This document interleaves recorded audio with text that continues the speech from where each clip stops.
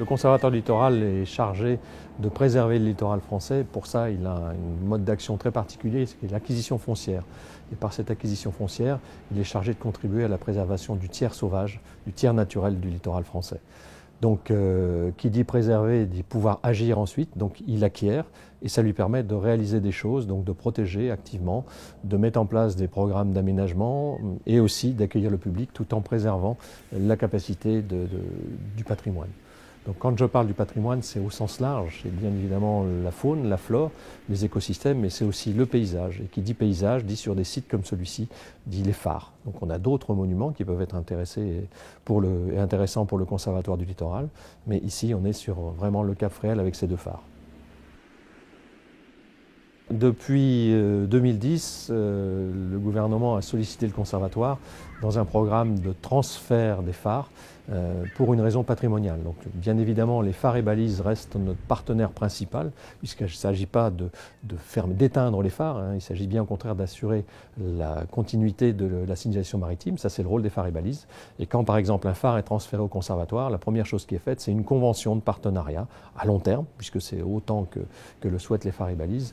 Ceux-ci sont en mesure d'utiliser l'édifice, donc le monument, pour en assurer la signalisation maritime. Concernant le Cap Fréhel, il y a bien sûr ces deux phares, mais il y a aussi tout un programme de restauration. La majorité du Cap appartient à la commune de Plévenon, la majorité des Landes.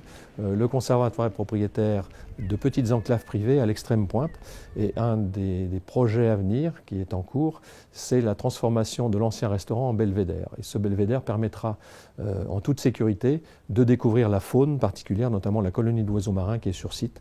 On a des guillemots, des mouettes tridactyles, on a des goélands bien sûr, on a aussi des faucons pèlerins qui circulent dans le secteur. Donc c'est vraiment des cormorans huppés. C'est vraiment un endroit où on a un vrai spot de biodiversité à l'échelle de la Bretagne concernant les oiseaux de mer.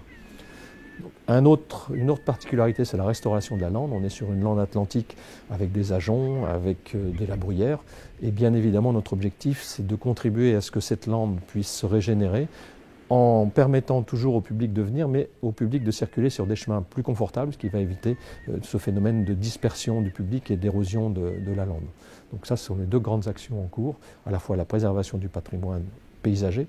On va essayer de restructurer tout ce qui est stationnement. On va faire en sorte que le phare puisse être découvert quand il est découvert par les visiteurs comme étant un phare posé sur la lande et pas posé sur une marée de voitures comme on peut le voir en plein été. Donc le parking qui est un petit peu plus loin, à peu près 150 mètres, va être agrandi, restructuré et les stationnements qui sont au bord du phare vont être eux aussi restructurés pour retrouver de la lande. On a aussi tout ce qui concerne la régénération de cette lande par un réseau de sentiers, par la canalisation du public, par de l'information. On est bien sur cette double logique, préservation du site et valorisation auprès du public.